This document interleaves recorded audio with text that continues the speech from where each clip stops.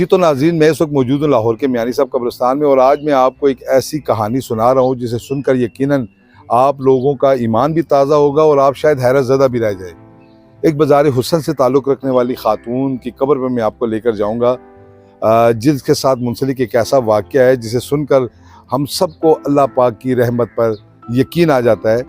इस रास्ते से जो आपको मेरे करीब से नज़र आ रहा है, इस रास्ते से एक शख्स जो है वो गुज़रा था।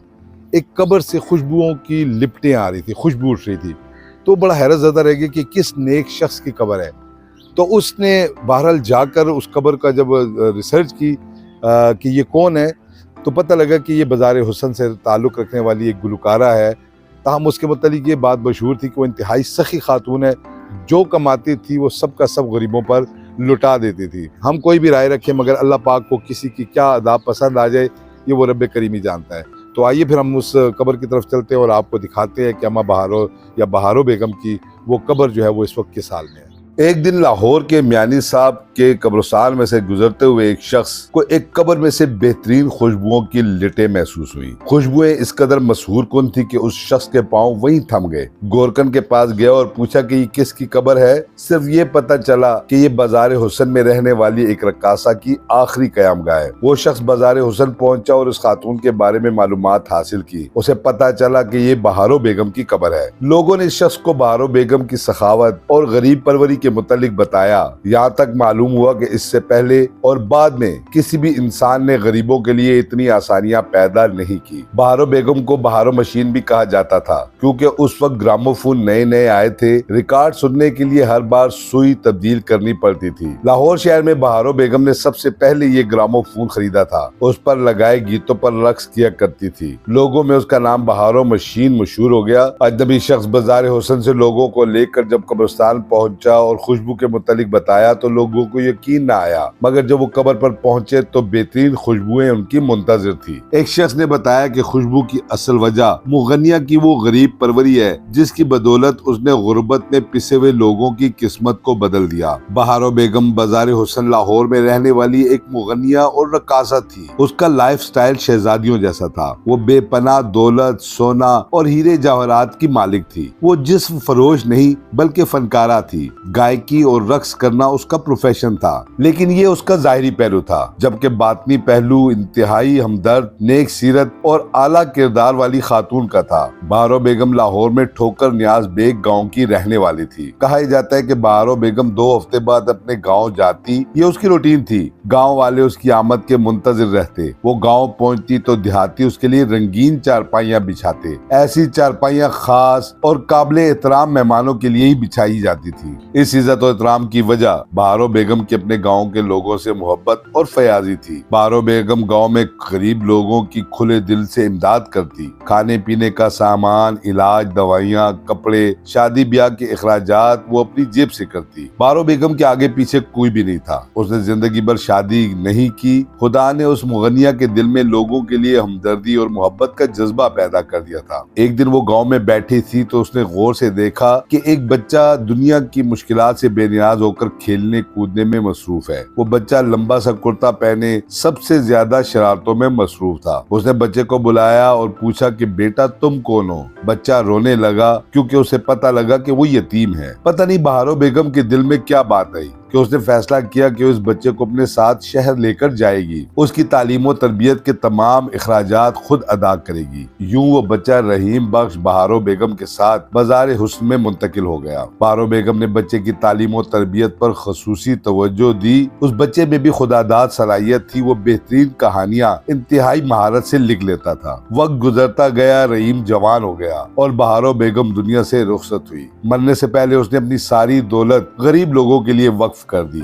रहीम खान जवान हुआ और फिर उसने एक फिल्म मलंगी लिखी जो पाकिस्तान की तारीख की मशहूर तरीन फिल्म कहलाई जाती है। इस फिल्म के प्रोड्यूसर का कहना था कि उसे जब भी पैसों की जरूरत होती वो फिल्म मलंगी रिलीज कर देता और ये फिल्म नई फिल्मों की तरह जबरदस्त बिजनेस करती। कहा जाता है कि इस फिल्म की कहानी लिखने के बाद रहीम खान किसी और शहर चला गया। फिल्म साज और हदायतकार को मुसन्निफ का पूरा नाम मालूम नहीं था। ताहम उन्हें ये मालूम था कि इस शख्स का तकिया कलाम सिक्का बंद है, वो हर जुमले में ये कहता था कि ये काम सिक्का बंद होना चाहिए। इसी तकिया कलाम की वजह से फिल्म साज ने कहानी नवीस का नाम सिक्केदार लिखा दिया और यूं रहीम खान पाकिस्तान की फिल्म इंडस्ट्री में सिक्केदार बनकर मशहूर हुआ। उसने फिल्मों में अदाकारी भी की। फिल्म मलंगी में सिक्केदार ने हिंदू बनिए का लाजवाब रोल अदा किया। सिक्केदार न सिर्फ एक बेहतरीन कहानीकार, एक शायर और एक अच्छा अदाकार भी था, जिसने एक भरपूर जिंदगी गुजारी, मगर कहा यह जाता है कि वो सारी जिंदगी बहारो बेगम के एहसानात को याद करता रहा। जब तक वो जिंदा रहा, बहारो बेगम की कब्र पर जाता रहा और वहाँ उसके एहसानात याद करने के साथ साथ फातिहा ख्वानी भी करता रहा। बहारो बेगम की कब्र की खुशबू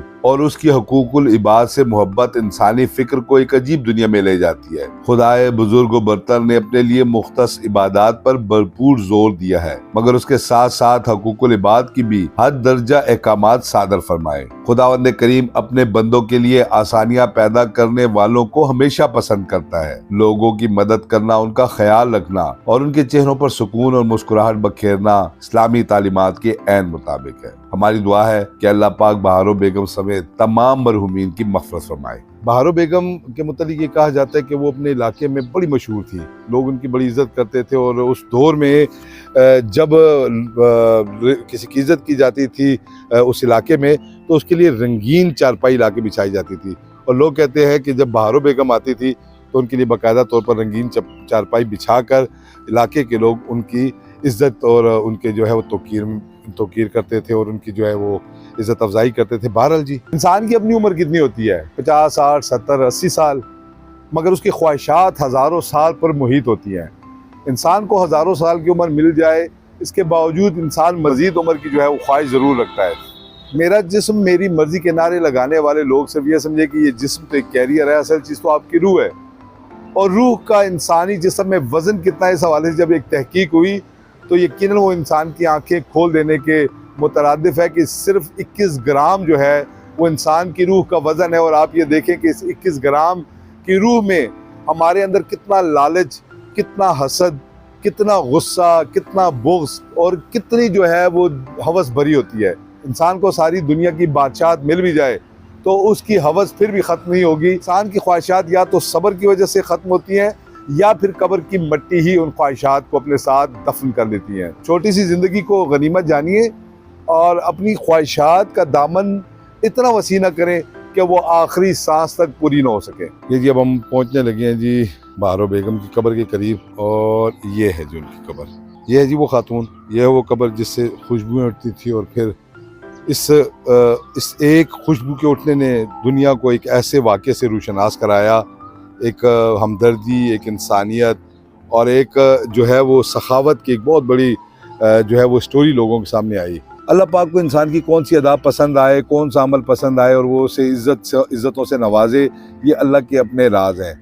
ये एक आपको सामने जो कतबा नज़र आ रहा होगा, इस पर अम्मा बहारो लिखा हुआ है। बुनियादी तौर पर एक गाने बजाने से मुंसलिक खातून बहारो बेगम की आखिरी आरामगाह है, जो लाहौर के मियानी साहब कब्रिस्तान में वाक़ है।